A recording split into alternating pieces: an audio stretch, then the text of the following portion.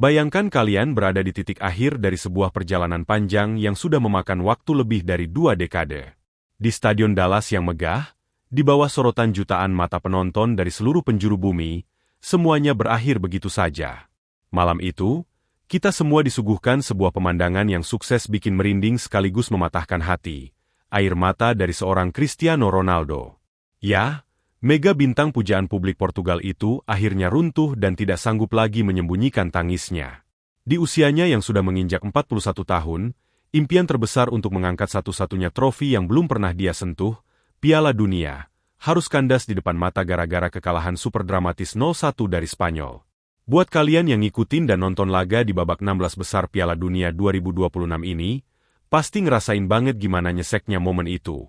Ini bukan sekadar soal kalah dalam sebuah pertandingan sepak bola biasa. Ini adalah panggung penutup. The Last Dance, dari seorang legenda hidup yang harus selesai dengan cara yang paling kejam. Lalu, apa sih yang sebenarnya terjadi di atas lapangan hijau, sampai Portugal bisa tersingkir dengan cara sedramatis itu? Gimana caranya Spanyol bisa mengunci pergerakan sang predator? Siapkan kopi kalian, dan mari kita bedah habis-habisan pertandingan emosional ini. Laga antara Portugal melawan Spanyol, yang juga sering kita sebut sebagai derby semenanjung Ibria, memang sudah diprediksi bakal berjalan panas dan sengit sejak peluit belum dibunyikan.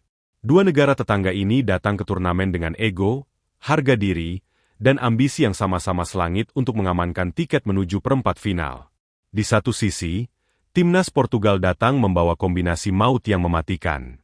Mereka mengandalkan pengalaman segudang dan mentalitas juara dari kapten mereka, Cristiano Ronaldo, yang kemudian dipadukan secara apik dengan energi meledak-ledak dari para darah muda yang lagi naik daun, seperti Vitinha, Bruno Fernandes, sampai João Neves. Di atas kertas, susunan pemain Portugal ini benar-benar bikin lawan gemetar. Tapi, tunggu dulu.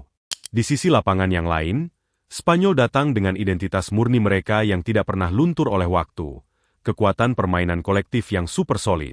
Di bawah asuhan pelatih cerdik mereka, skuad La Furia Roja kembali menjadikan penguasaan bola alias ball possession sebagai senjata utama yang mematikan. Mereka bermain seolah-olah ingin memonopoli bola, mengatur nafas pertandingan dari detik pertama sampai detik terakhir, dan membuat lawan kelelahan karena hanya berlari mengejar bayangan bola.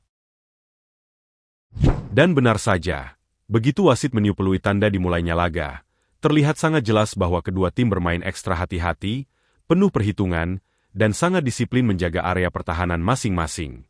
Tidak ada satupun yang mau gegabah dan kecolongan lebih dulu. Portugal mencoba membongkar pertahanan Spanyol dengan mengandalkan kecepatan dan visi dari Bruno Fernandes, serta Vitinha di lini tengah. Rencananya sudah sangat jelas terbaca. Aliran bola dari lini kedua pada akhirnya akan diarahkan langsung ke sang predator utama, Cristiano Ronaldo, yang bersiap di garis depan. Sayangnya, rencana itu tidak semulus jalan tol. Malam itu, tembok pertahanan Spanyol benar-benar rapat, sedisiplin barisan tentara. Mereka saling cover dan nyaris tidak memberikan ruang gerak sedikit pun bagi sang kapten Portugal untuk sekadar membalikkan badan, apalagi untuk melepaskan tembakan bersih yang berbahaya. Sementara itu, Spanyol bermain dengan sangat sabar. Mereka asyik menguasai bola, membangun pola serangan secara perlahan dari lini belakang, merayap naik sedikit demi sedikit. Dan siapa lagi kalau bukan Rodri yang menjadi otak di balik skema ini. Gelandang jenderal lapangan tengah dari Manchester City itu benar-benar menjadi metronom yang mengatur tempo kapan harus cepat, kapan harus melambat. Gaya main rapi ini memaksa para pemain Portugal harus bekerja 2 kali lipat lebih keras, menghabiskan stamina cuma untuk mengejar dan merebut penguasaan bola. Taktik Spanyol ini sangat brilian karena berhasil memutus aliran bola dan bikin permainan Portugal tidak bisa berkembang secara lepas. Memasuki babak kedua, situasinya sebenarnya belum banyak berubah. Pertarungan lebih banyak terjadi di area lini tengah. Jujur saja, pertandingan ini cukup minim peluang emas yang benar-benar bisa mengancam gawang kedua belah pihak secara intens. Meski begitu, kualitas individu seorang bintang memang tidak bisa bohong. Cristiano Ronaldo sempat mendapatkan beberapa celah sempit untuk membawa Portugal memecah kebuntuan. Akan tetapi, ada satu rintangan besar yang sedang tampil kesetanan di bawah mistar gawang Spanyol, yaitu Unai Simon.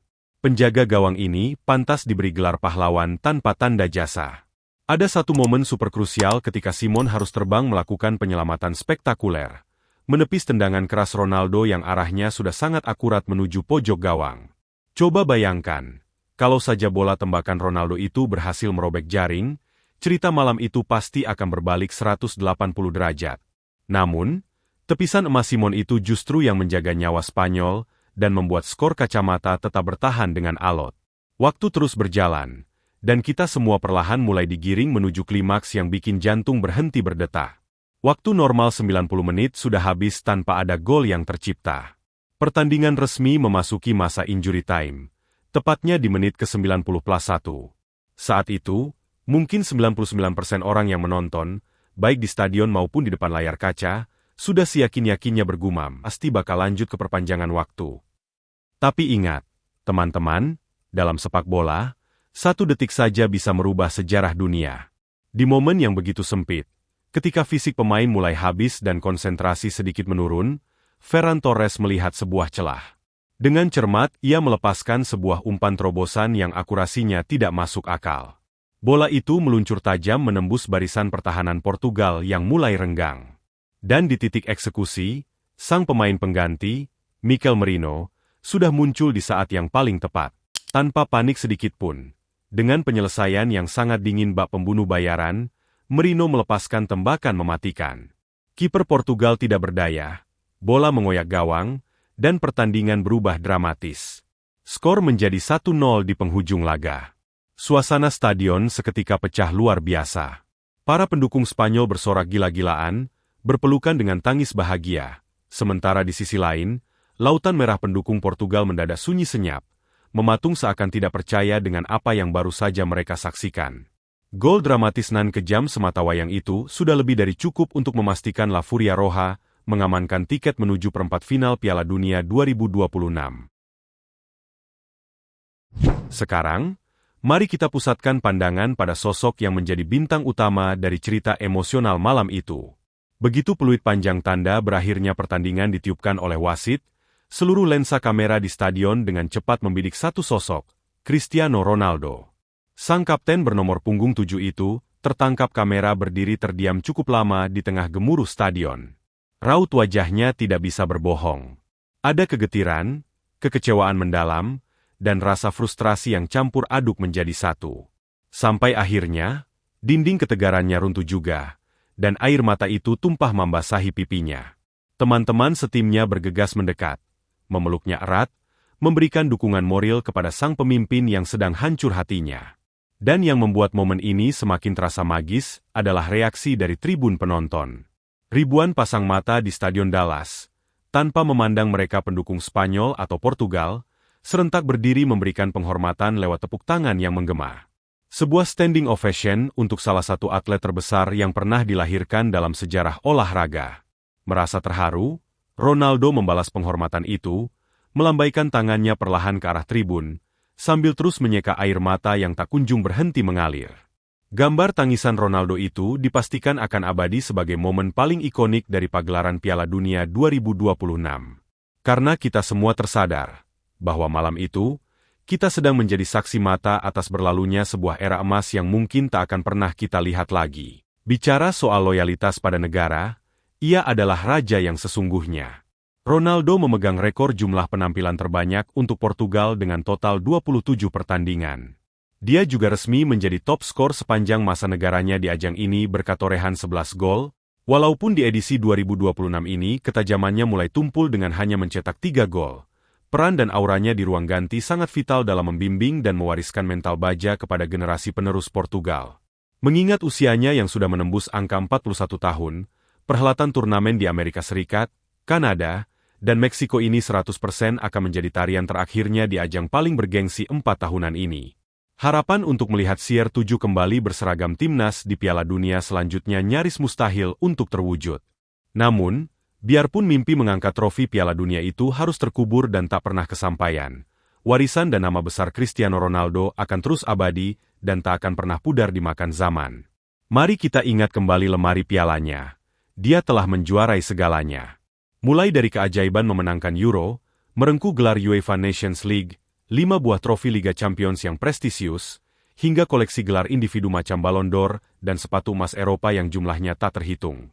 Di level timnas, ia mengukuhkan diri sebagai pencetak gol terbanyak sepanjang sejarah sepak bola internasional. Air mata yang jatuh membasahi rumput Dallas malam itu bukan sekadar tetesan kekecewaan karena kalah dari Spanyol. Lebih dari itu adalah simbol kesedihan bahwa sebuah mahakarya nan indah kini harus berakhir.